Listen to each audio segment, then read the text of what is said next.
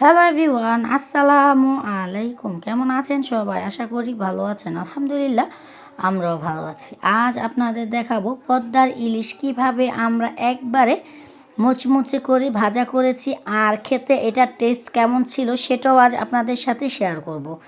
আজ সকাল সকাল তোমাদের ভাইয়া বলছে দুইটা ইলিশ মাছ নিয়ে আসছিল, দুইটা প্রায় 1.5 কেজি ওজন হবে। দুইটা ইলিশ মাছ নিয়ে আসা বলছে আনাম দুইটা ইলিশ মাছ ভাজা করে দেওয়ার জন্য।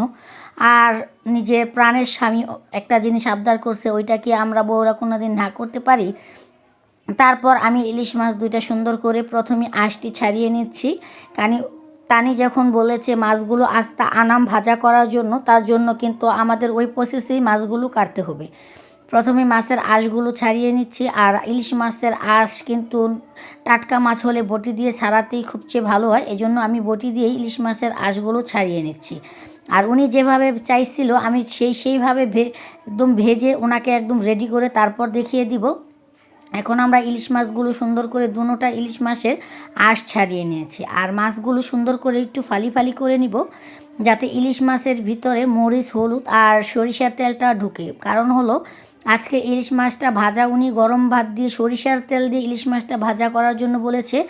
আর ইলিশ মাছে কিন্তু আমার মনে হয় প্রচুর পরিমাণ ডিম ছিল, একেবারে যখন কাটছিলাম তখনই কিন্তু ইলিশ মাছের ডিমগুলো সামনে এসে পড়েছে, আমি কিন্তু বের করিনি, একদম ইলিশ মাছের ভিতরে রেখেই ইলিশ মাছের ডিমগুলো আমরা একদম কেটে কুটে পরিষ্কার করে ইলিশ মাছ দুটো রেখে দিয়েছি। ইলিশ মাছের সাথে একটু পেঁয়াজ ভাজা না হলে আবার জমবে না, তার জন্য কিন্তু আমি প্রথমেই পেঁয়াজের চোকলাগুলো ফালিয়ে দিচ্ছি।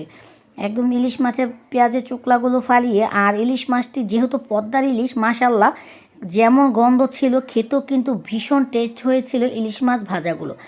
আর আমি তো অবাক, যিনি একটা মাছ খেতে পারে না আর উনি কিভাবে এতগুলো মাছ খেয়ে নিল। মানে মাছ খেতে চাইলে এক পিস মাছ দিলে উনি খেতে চায় না, মাশাল্লাহ। এখন কিন্তু মাছগুলো খেয়েছে, খুবই ভালো লাগছিল আমার কাছে। যখন উনি মাছ ভাজাগুলো খাচ্ছিল আমার একটু আনন্দ লাগছিল, কারণ যে কষ্ট করে আমি মাছগুলো ভাজা করেছি আর ওনার জন্যই ভাজা করেছিলাম, আর উনি কিন্তু খেয়ে আমার সেই কষ্টটা দূর করে দিয়েছে। আমি অসুস্থ থাকার কারণেও আমি কিন্তু কাজটা করেছি। আমার ডাক্তারের একদম নিষেধ 15 দিন কোনো কাজ করা, একদম টিউটালে নিষেধ। আর স্বামীর আবদার কোনো দিন আমার মনে হয় কোনো বউই ফেলতে পারে না। এখন আমরা মাছের উপরে কিছুটা হলুদ, তারপরে দিয়ে দিব কিছুটা লবণ, তারপর দিয়ে দিব পরিমাণ মতো মরিচের ফাঁকি। একদম হলুদ মরিচের সব কিছুর ফাঁকি একসাথে দিয়ে তারপর এখানে আমরা দিয়ে দিব মদিনা সরিষার তেল। আপনাদের হাতের কাছে ভালো যে সরিষার তেলগুলো আছে ওইটা দিয়েও মাখালেও কিন্তু মানে ইলিশ মাছটা ভাজার পর আরও সুন্দর স্মেল আসবে। আর আপনারা তো দেখতেই পাচ্ছেন সব ভিডিওতেই মাছ কিন্তু ছোট দেখা যায়, কিন্তু আসলে মাছটি কিন্তু অনেকটা বড়। দুইটা মাছ প্রায় 1.5 কেজি ওজন। এখন আমি হাত দিয়ে ভালো করে আলতো হাতে হলুদ মরিচগুলো মাছের গায়ে লাগিয়ে দিচ্ছি। আর যেই কাজ দিয়ে আমি মাছগুলো ফালি ফালি করেছি ওই পাশেই কিন্তু মাছগুলো ভালো করে বসিয়ে দিচ্ছি হলুদ মরিচটা, যাতে মাছের ভিতরেও হলুদ মরিচটা একদম পারফেক্টভাবে যায়।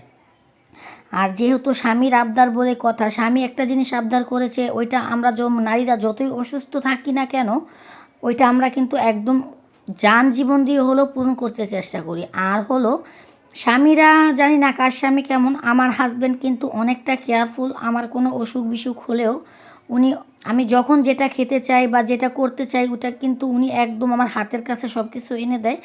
যেমন এই মাছ ভাজাটা খেতে চাইছিল, বলছে তুমি কেটে দিলেই হবে, আমি বাদ বাকিটা কি করে নিব। আমি কই না, আপনি বসেন, আমি করে দিচ্ছি। তারপর কিন্তু আমি মাছে সরিষার তেল হলুদ মরিচটা লাগিয়ে ভালো করে এক সাইডে রেখে তারপরে পেঁয়াজ কুচি আর মরিচের ফাঁকিটা, মানে যে মরিচটা আমি ফালি করে নিয়েছিলাম ওই মরিচটাকে ভালো করে হাত দিয়ে একটু কচলিয়ে নিচ্ছি, যাতে পেঁয়াজটা আর মরিচটা একদম ভেঙে যায়। ভেঙে যাওয়ার ফলে কী হবে, যখন আমরা পেঁয়াজটা একটু মুচমুচা করে ভাজতে যাব তখন কিন্তু এমনিতেই ভাজাটা হয়ে যাবে। আর একটু হলুদ, একটু মরিচ আর পরিমাণ মতো একটু লবণ দিয়ে দিব, যাতে সব কিছুর সাথে মশলাটাও মিশ হয়ে যায়। এখন কিন্তু আমরা আবারও হলুদ মরিচটা দিয়ে হাত দিয়ে একটু চেটকিয়ে নিব, যাতে পেঁয়াজটা একটু মজা মজা ভাব হয়ে যায়।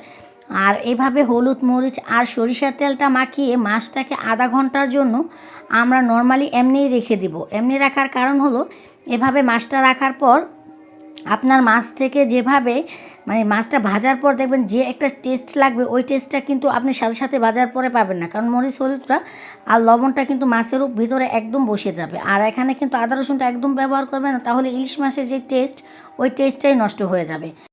সরি, বাজার ভিডিওটা আমি করছিলাম কিন্তু মোবাইল থেকে টিপ লেগে কেটে গেছে, আপনাদের দেখিয়ে দিতে পারলাম না। মাছগুলো একদম আমরা সরিষার তেলে একদম চেপে চেপে তারপরে মুচমুচে করে ভেজে নিয়েছি। মাশাল্লাহ, দেখতেই পাচ্ছেন মাছটা যে কতটা লোভনীয় লাগছে।